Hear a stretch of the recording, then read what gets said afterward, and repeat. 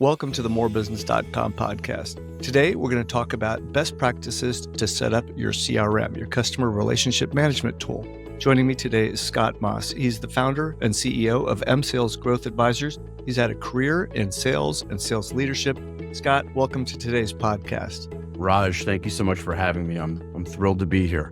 You know, one of the biggest problems a lot of companies have is making sure that the CRM doesn't turn into a big mess where they can't find stuff, where they don't know how to look for stuff. So that's what we're going to get into today is how to get that CRM set up so that it can actually be useful for you and help you generate more sales.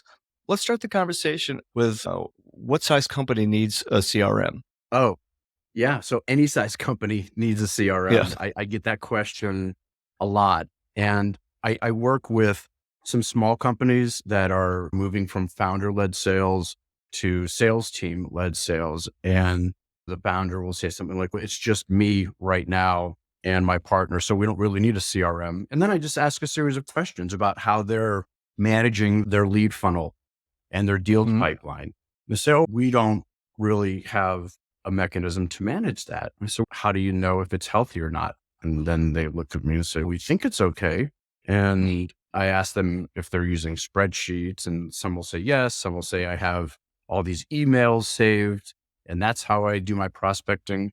And then through a series of 2 or 3 more questions, they realize that size doesn't matter when it comes to CRM usability, when it comes to CRM need.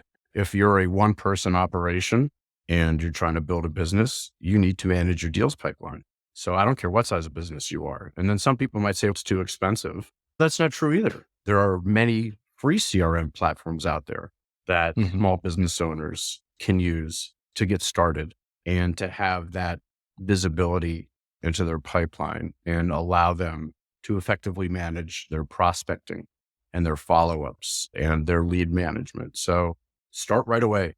Get into the habit of using a CRM right away. Would it be useful for companies that are just selling products, or is it more for companies that are providing services?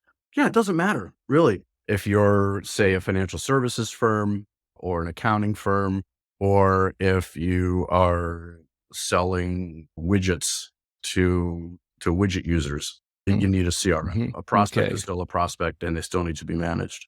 I think one of the biggest challenges is that people might get a lead right now who is not ready to buy. By putting them into the CRM, they can stay in touch even and look back and see what the notes were, those kind of things, because people do close business quite a bit of time after someone's made that initial contact. I've sold deals where someone's just been on our newsletter list or has been in contact with us over a year, and suddenly they're ready because they've seen our material, and then they say, okay, talk to me, and we close the deal. So very important to have that, right? And that CRMs will give you that ticker notifications and so on. So let's talk about the initial steps. How do you get a CRM set up? And let's say the audience that usually listens to our podcast here tends to be on the smaller side, smaller businesses. So what kind of CRM does a small business need? A CRM that's easy to use, that doesn't require any type of post-implementation programming or development. Out of the box, you have the ability to load in your database of contacts, your prospects, and you need the ability to label them as prospects or clients. You need to be able to label them also based on where they are in their life cycle of becoming a client of yours. What is their level of qualification? Is it just a lead, or have you qualified them to a certain point? So you want a CRM that has the ability to do that, so you can see where leads are in the life cycle of becoming a client. So, you need to look for a CRM that allows you to tag your leads. You want a CRM that allows you the visibility into how a lead moves through the various stages of the life cycle. You want also a CRM that delineates between a lead and an opportunity. And the reason that's important is because just because you have a conversation with somebody and they say are a marketing qualified lead, that doesn't mean they're an opportunity. They're not an opportunity until they hit certain other qualification points. Like you've determined that their pain is significant enough that they're going to act within, 90 days. You've determined that they have the budget to spend on your product or service, and some other qualifications. But you have to have a CRM that gives you that kind of flexibility. And there are so many of them out there. There really are. Yeah. Do you have a recommended list of, say, maybe the top 5 that you feel are really good for small businesses to look at? Yeah. HubSpot has a free platform, and they also have a starter platform that I think is like $50 a month, which is, I think, Mhm. very affordable for a small business owner. And it still gives them the functionality that I briefly described a moment ago. I think Zoho has some Mhm. pretty good features that you can use for small businesses. Too complicated, Mhm. requires, in my opinion, too much development. There's Pipedrive, which is okay. Infusionsoft, which is okay. I personally use HubSpot, and some people think HubSpot's very expensive. It's really not. There's starter, there's free, there's starter, there's different levels that you can get into on the sales, excuse me, on the sales side. And it is very Mhm. easy to use and does not require any further development or programming or setup. It's right out of the Mhm. box. You can get going. That's pretty good to know, because I think one of the hesitations companies have is not just the cost of the tool, but the cost to their company for staff time, for training, for ramp up, things Yeah. like that. And so I think that's one of the biggest things that holds people back from actually moving forward. So, what are some of those other initial steps that people really need to take into account? You'd mentioned the characteristics of a CRM. Let's just Mhm. say, and we're not, HubSpot's not sponsoring this podcast or anything No. like that. We're just using it for point of discussion. Yeah. But let's say someone used HubSpot's CRM tool. So what are the first things you need to do to make sure that you get it set up right and not have all kinds of CRM data hiccups down the road? Yeah. So look, it's really a matter of making sure that the data that you're putting in HubSpot, and when I'm talking about that, I'm talking about your lead database or your contact database. It's clean. The first thing you want to do is scrub your existing list. So let's assume you're going from Excel spreadsheets of your pipeline into a CRM, HubSpot or any other. You put in the clean Mhm. data, garbage in, garbage out. So scrub Mhm. it, make sure that data and the contacts align with your ideal client profile, the companies that you want to work with that are in an industry where you have a right to win. You might have a good case study to share. They typically would have budget for a product or service that you're offering, but make sure that data is clean. Import it, and then make sure each of the leads are categorized according to where they really are in the life cycle stage. So you want to make sure you label them accordingly. And then what you want to do is make sure that you have really defined follow-up procedures for those leads. And any good CRM will allow you the ability to set tasks, future tasks, repeated tasks, and you can manage those activities from a singular interface within the actual CRM. And that's really important because that's what's going to allow any business owner, salesperson, sales leader to manage the activities that they need to execute in order to usher a lead through the sales cycle to eventually become a client.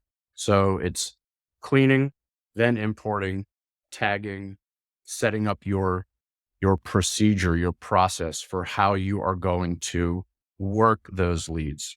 And it's not just one call or one email. And you can, Yeah. and good CRMs will allow you or will have a component for calling within the platform as well as emailing within the platform. And it's as simple as connecting the CRM to your email tool, whether you're using Outlook or Gmail. That's a very easy connection. So you want to get that set up so that again, you're capturing all of your activity in one dash, in one interface, and you'll be able to see what you spoke about last time, when your next task is, and gives you better visibility into how you want to work those leads. You'd mentioned a couple of things. One of them was the terminology. So a Mhm. lead versus a prospect versus an opportunity. To a CRM, all these are or can be very different things. Can you talk to what those different meanings are from a CRM's perspective? Yeah, any CRM classifies a lead based on where you as a business owner place them in the life cycle. So there should be some flexibility with how you can label them. Some call them, have their own preset definitions of what a lead is versus a prospect versus an opportunity versus whatever else. The good CRMs will allow you, and HubSpot is one of them that does this, and I think Zoho might as well. You can change the names so that they align with how you categorize a potential client, right? So I like to think of a lead as a company that matches your ideal client profile and you want to pursue them, right? Mhm. And a marketing qualified lead is one of those that has engaged with you, that has replied to an email, that has indicated some level of interest in learning more about your product or service. Still not an opportunity, but it's moving forward in the life cycle. And then after marketing qualified lead, I go with the term sales qualified lead, which means you've gone through a discovery and capabilities presentation, right? You're getting further along in the investigation that they're conducting of potentially using you to provide a service or a product. It's getting more serious. You're starting the discussions about how long would something like this take? How much would it cost? How do you guys go about scoping? So the conversation is getting more serious. And from there is when you move into identifying an opportunity. And that's when it hits the actual deals pipeline. And in the deals pipeline, you also need to have stages, but you don't put anything in there until you have confirmed budget, authority, need alignment, and specific timeline that the prospective client will take action. That, in my opinion, Also known as BANT, right? also known as BANT, that, in my Mhm. opinion, is when something deserves the visibility of being placed into the deals pipeline. Okay. And again, in the deals Mhm. pipeline, most CRMs will allow you to give each stage a name. In a stage in a deals pipeline might be deal is on deck. In other words, we've confirmed BANT and we're going to schedule a deep scoping meeting, right? Deep dive scoping meeting with the potential client. So the next stage will be conducting scoping, conducting deeper discovery. And a stage after that might be working on proposal preparation. And then the stage after that should be proposal presented and decision is being made, right? So all of these deserve that kind of categorization so you can really get a sense of how things are progressing through the deals pipeline, just as you would how leads are progressing through the leads funnel. And Mhm. based on Well, the stage, you need to do certain things to get that lead from one stage to the next. so I appreciate that you shared the different stages because I think that's something that a lot of times people may overlook. Where is this in our pipeline? Yeah, Which gives you a sense of what kind of forecasting you might be able to do that's based right. on somebody being at the last stage. So you described 4 stages: on deck, conducting discovery, proposal stage, and then the proposal presented stage, which means you're really awaiting a decision. So 4 categories. Is that the most common type of setup, is to set up 4 stages inside your CRM? I think there's two more, there's actually three more stages. It's contract and review, which is Mhm. they've given you a verbal yes, and you're 90% certain that they're going to sign, and then won or Mhm. lost, right? So those are your stages. And then in the lost stage, you need to have a feel for why you lost. So you can categorize by Okay. that and really understand when you do post. But the reason why I have that contract and review stage before closed one is so that people really understand that just because someone says yes doesn't mean they're going to sign. Okay. So you can put them in that stage. You can commit that to your forecast because look, odds are 90% of the time it's going to work. It's going to go through. So I feel pretty comfortable advising my clients that they can commit that to their forecast. The verbal doesn't mean that it's 100%. And just because something is in review also doesn't mean you're going to close that deal. You still only might be at 60 or 70%. Those stages are really important, like you said earlier, for forecasting. And so you can get a sense of how the pipeline is set up. But those are the typical, from my perspective, those are the typical stages in terms of best practices that a client, that a business should have in their deals pipeline. Thanks for that. That's a lot of Yeah. very useful nuggets because I think that's one of the questions that people have is what are those stages? You'd mentioned tags. Now, I know tagging is really important in a CRM because it helps you reach the right audience. If you're sending one message to everybody and you've got some variances in the ideal client that you've got, maybe somebody's an accountant, maybe somebody else is a lawyer, and you send a message that really is more suited toward accountants, the lawyer is going to start to get trained to ignore your future emails, and they won't Right. pay attention as much. You'll lose the potential pipeline that you could be Mhm. building from that. So tagging, segmenting is really critical. And I think in my experience, this is where most companies trip up because Mhm. they set up certain number of tags, certain types of tags, and the tags could be attended the June 2006 conference. And 20 years later, 15 years later, that tag still exists. Whoever was on that tagged list is no longer there. So those are, and then over time, you develop something like this, you could have hundreds of tags. Mhm. And it just looks like a complete smorgasbord of all kinds of stuff there. Yeah. How do you prevent that from happening? So, what are some of the best practices for tagging and segmenting your CRM? Sure. You can tag by source, you can tag by type, you can tag by industry, always tag by source, always. So if you picked up somebody from LinkedIn, if you picked up somebody from a referral, from a networking event, you absolutely want to tag the lead by that so you know where they came from. And that will also give you a sense of potential topics, right? If it was an event, what was the topic of the event? You can tag also by industry affiliation. So you said accountants and lawyers or aerospace or SaaS. And that's important because that goes to providing content that's going to be relevant to that lead. And that's super Mhm. important. So I say content rich, content relevant communications. And so the content has to be meaningful. It has to be insightful. It has to provide value, but it also has to be relevant to the person that you're sending it to. And that is typically driven by industry, or it can, again, be driven by an event. So you might have lawyers and accountants going to an event about estate planning, right? So if you're providing them both with estate planning information, it's going to be relevant, right? And then you can get more into the details and follow up emails or follow up communication about estate planning specific to attorneys and their clients, as well as estate planning specific to CPAs and their clients. And then it becomes even more meaningful. And those CPAs and attorneys recognize you as a subject matter expert, providing thoughtful information that helps them make really smart decisions for their clients. And if you have a service that they're considering bringing on board, you're going to be part of that consideration set because you're the one that has kind of stood out from the crowd of just sending them content for the sake of sending them content. Right. Yeah. I appreciate that you shared that you want to segment by two main types of tagging: source and industry. So, how do you handle getting the same lead more than once? And I'll give you an example. So, let's say you attend an industry event and you meet somebody, you get a list of everybody that you met, you upload them into your CRM.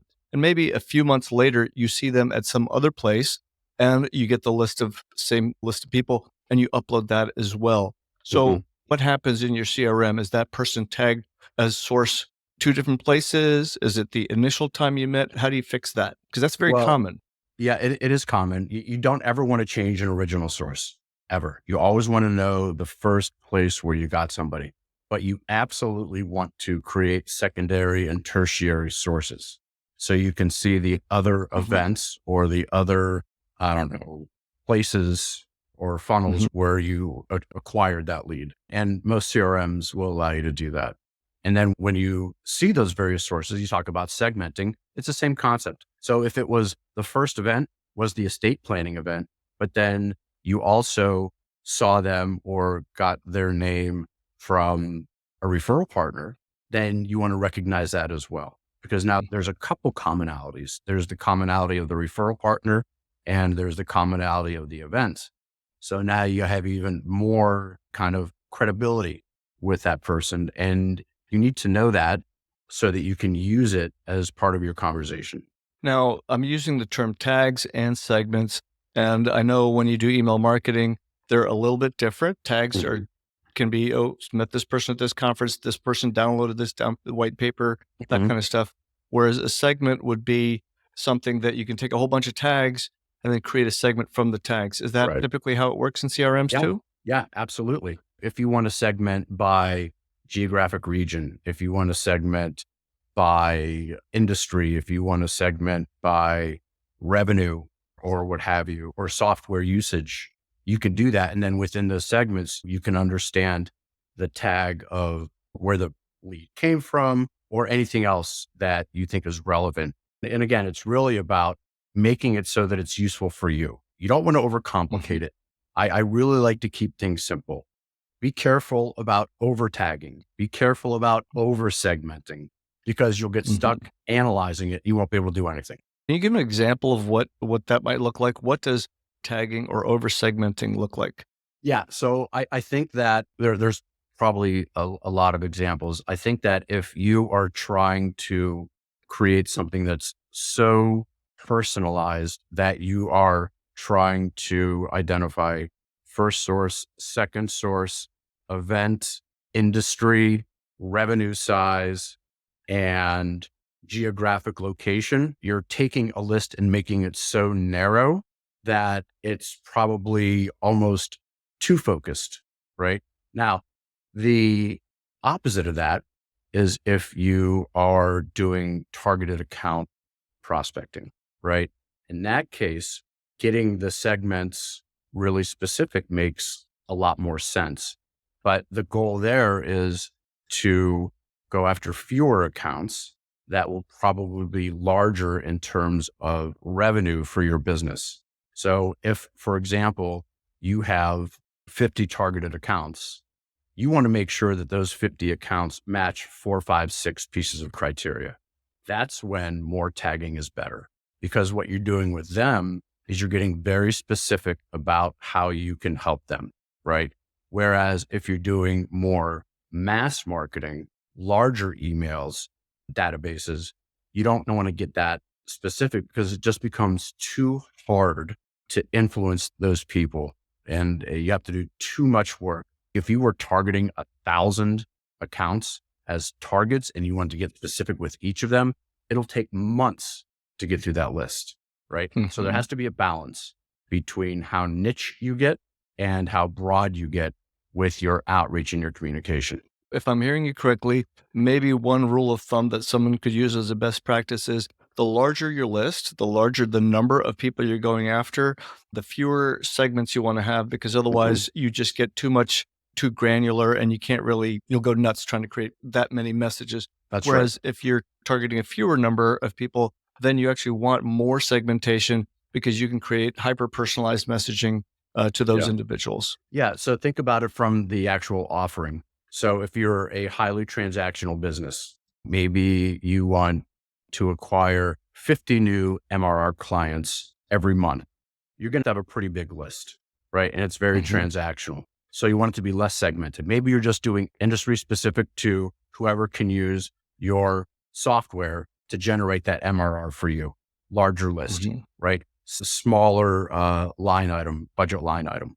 If you are, if you have a complex product that has a 12-month sales cycle and the dollar amount is 6 or 7 figures, it's going to be a much smaller list. It's going to be very targeted. The approach is going to be very personalized, and you're going to want that highly segmented, Yeah. if that Now, makes there's sense. something it does it, man, and very good points on how you can actually think through what you need to set up in your CRM so that you don't end up in this mess Right. with I've seen a Yeah. lot of companies end up in. Hey, Scott, there's one thing that often happens is people change jobs. So what happens when a contact on your list changes jobs? What do you do in your CRM? So Yeah. if you've established a relationship with them, you just change their company, but you can keep all that information that you've done before. So typically CRMs will have a contact associated to a company. You can associate that contact to a deal. You can associate it to other types of records within the CRM. Okay. So if I'm working at ABC company and I'm the head of marketing, but I move over to XYZ company again as the head of marketing, and you've established a relationship with me, you just adjust the company type. You assign them to their new company. You can keep all of the previous communication because the communication will follow the actual contact record, right? So And just for work them at the new clarification, company. Yeah. okay. So just for clarification, you're recommending not setting up a new contact with the same person's name at a new company. You're recommending just switching the company that they're associated with because all the information in their account, their record just gets stored. So you'll know that they were speaking with this previous company that they're with, and then that gets updated. Now, what happens when you're looking at a record for a company? So let's say you're going after I don't know, a large account at one company and you've got all these records from one individual, and then that individual is now no longer associated with that company. What happens in your CRM? Is there anything that could get somebody confused? So if the person has left and they haven't gone anywhere else and there's a new person that you need to start to work on, is that the question? Yeah. If that's the It, question, I don't think there should be yeah. any confusion. Yeah. You enter the new CMO. And if you have done a diligent job documenting the activities that you had with the previous CMO, you can use that as reference points. This is what we Mhm, talked about. This is mhm, what was important to your predecessor. I'm not sure if that's important to you, but I would mhm. like to find out. So having that Yeah. information available is, I think, quite useful. So I Yeah. don't think it I should think cause that's confusion. okay. That's good to know because I think a lot of times people might get caught up in figuring out how to keep their database clean, that's the biggest challenge I think a lot of Right. companies have. I've seen situations where I'll go into a company and they've got a list of 60,000 people that they've had some sort of communication with over 20 years. And a lot of them are just dead accounts, like the Yeah. dead addresses because people have moved on. And it's the Yeah. same contact that they had from 15 years ago. And that person's changed jobs 3 times, but Yeah. it's still recorded in there.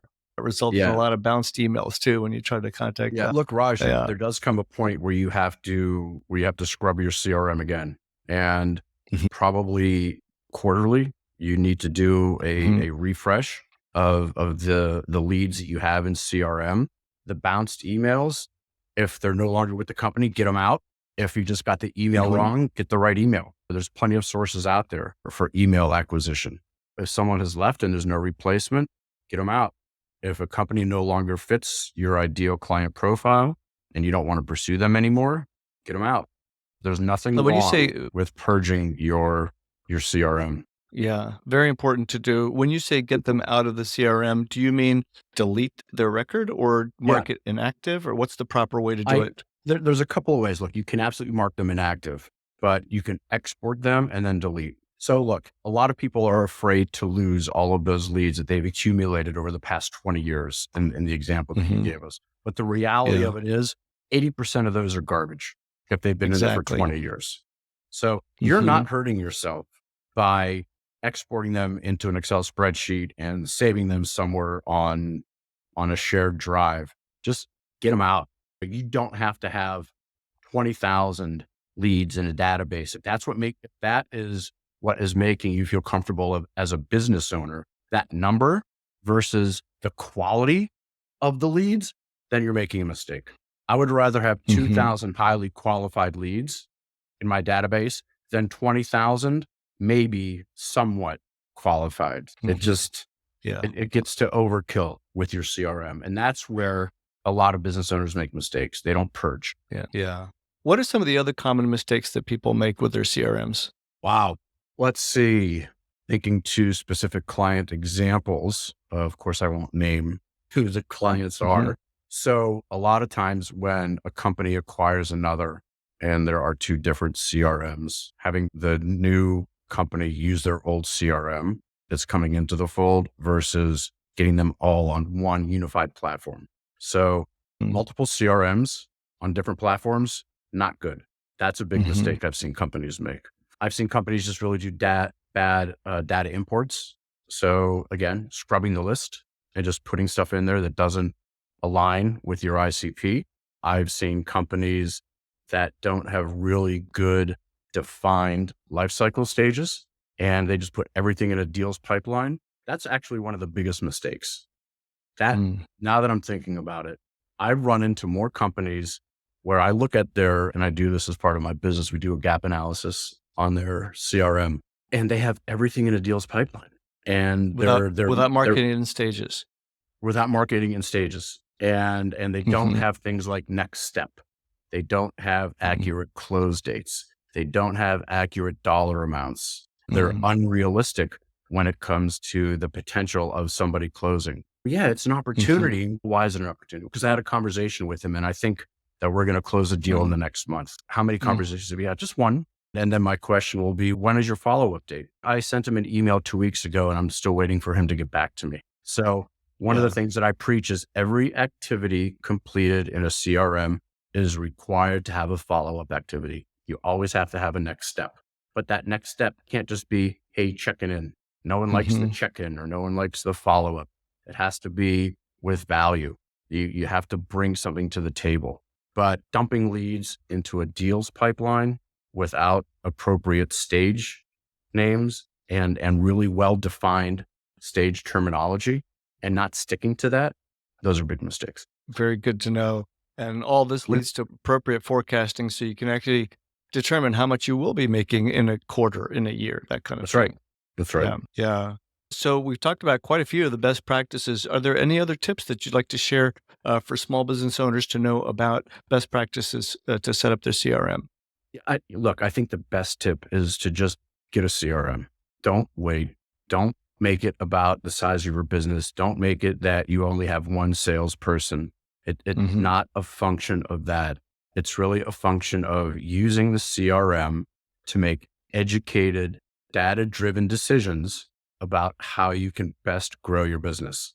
That is my best piece of advice for small and medium-sized business owners. Don't wait. There's no waiting. And cost shouldn't be an issue. Size shouldn't be an issue. Just go get it done. Yeah. Because you're going to save or make a lot more money in the long run once you've got all that stuff organized. Because organization just really makes a big difference in sales. There are so many how-to guides about CRM setup. You don't have to hire somebody like me. HubSpot has great tutorials. They have great support teams. Zoho is the same. Infusionsoft is the same. Monday is the same. They all have the tools that can guide you to a positive experience in CRM setup, implementation, and ongoing usage. So again, trying to remove cost and available time or size of your business as an obstacle to getting a CRM. Yeah. Scott, if somebody wanted to reach out to you for more guidance on not just the sales process, but setting up the CRM or other activities that you do, how can they reach you?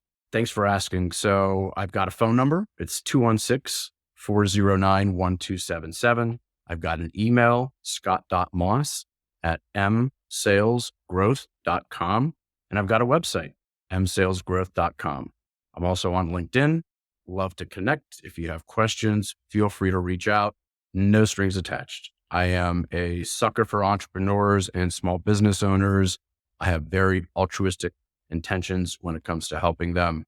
So feel free. Very good. Thanks, Scott. Appreciated all these tips. I think our audience can get a lot out of how to set up the CRM without making it into some kind of soup where you've got 13 cooks in the kitchen and it's a complete mess because somebody wanted it this way or that way. So thanks for sharing best practices. Oh, it's my pleasure.